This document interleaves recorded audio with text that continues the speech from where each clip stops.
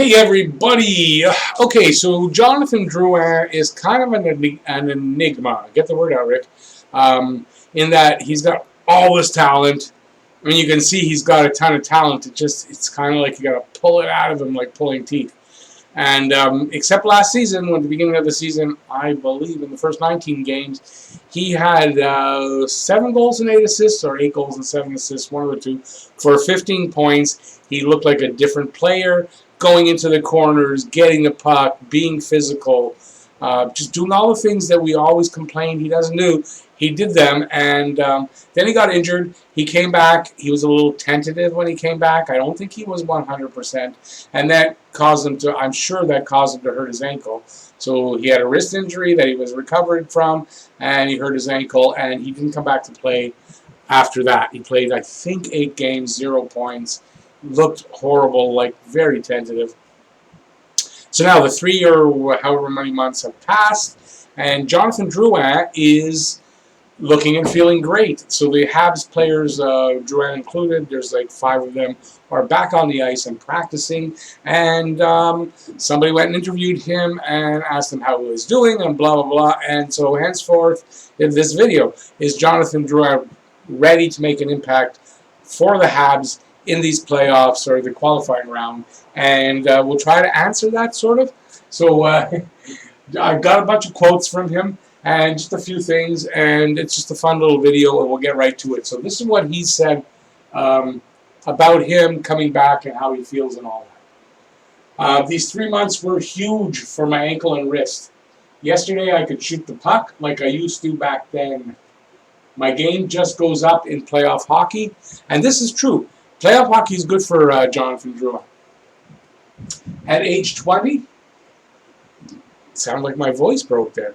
At age 20, with the Tampa Bay Lightning, he had 17 playoff games that he participated in, and he got 14 points, which was, I believe, 5 goals, 9 assists. And at age 20, that's a really nice showing.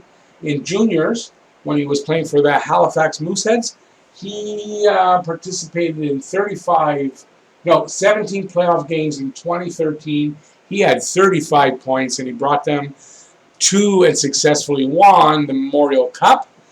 He was a huge part of that. I know he had a couple of big line mates, but he was a huge part of that. He lifts his game. So his record so far is he plays well in big games. This is the truth. Let's go to the other quotes. I'm not nervous going into the qualifier. Usually there's something I strive for, and I play well. My game just goes up in playoff hockey. I saw that I could be an impact player every night if I show up and play the game I'm supposed to play. That's key. That's key. A key sentence right there. He realized this past season, at the beginning of the year, that if he shows up every night and plays the game he's supposed to play, that he can play his game, that he can be an impact player. And that's the truth. If Jonathan Drouin, he's got so much talent. If he can just play his game and be confident and go out and do the things he can do, he can be an impact player. He could be a huge player for Montreal. And I'd love to see that happen. As much as I was down on him last season, I said how much I want to see him succeed right now. So he says, again, he's not nervous. I can get back to that. So that impact player that he felt that he was, he says he's not nervous about it. He can get back to that. That's the kind of things you want to hear.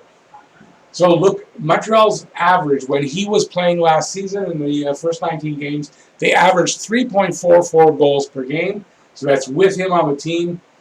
After the injury, 2.81 goals per game. Huge difference, huge reason why Montreal had those losing streaks and just couldn't get it going was their offense went down the tubes once Jonathan Drouin was injured. That's exactly what happened. And it's not to say that Gallagher and Tatar and Deneau were not good. They were, and there were other people that were good, but their overall offense really dropped after Drouin was injured. That's the kind of game he was playing. He was doing everything he's supposed to do, and the kid's got a ton of talent. And when he plays his game like that, as we all know, a talented guy like that can do wonders on the ice.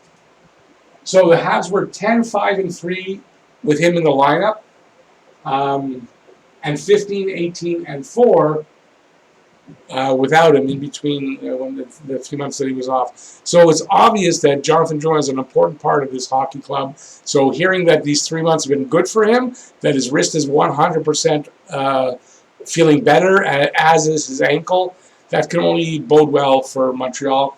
And listen, if you're of the mindset that you want Montreal to win and go as far as they can, this is great news. This is great news. If you're of the mindset, kind of where I'm at, where I'd like them to lose in 5 games to Pittsburgh.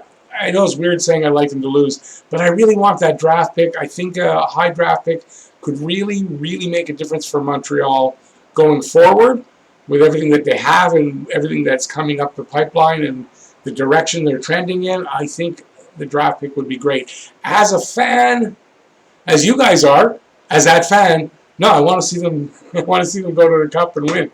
I want to see them do as good as they can every single game, and I'm going to cheer for them and all that stuff because I'm a fan first, and I do this as a sideline. So it's not the same, right? But as an analyst type of thing, what I'm doing now, I really think Montreal could do a lot better getting that high draft pick.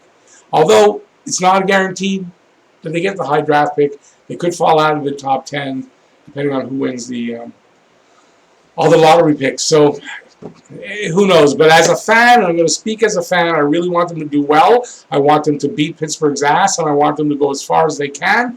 And if they're going to do that, this guy's going to be a big part of it. We're going to need him there. So there you go. There's my short video on Jonathan Drouin. It was for a little bit of fun. Hope you liked it. If you did, give a thumbs up. And while you're down there doing that, leave a comment, any comment you want about anything I just said here in the comment section. That's down below. And while you're down there, and if you haven't subscribed already, please subscribe and hit the notifications bell. And that's going to get you your daily fix of Bleu Blanc Rouge from Talking Habs. You're going to get videos like this. And if you head down there again, you see the join button. That's for the membership. So if you're interested in becoming a member, you can click that button. It's going to give you the list of what's available, how much it costs. The lowest one is $1.99 a month, and you get exclusive videos, exclusive live streams, and all kinds of perks. And you just press that button, and you're going to see. So thanks for watching, everybody. Please stay safe out there. Really important. This is really important. I know I say it every video.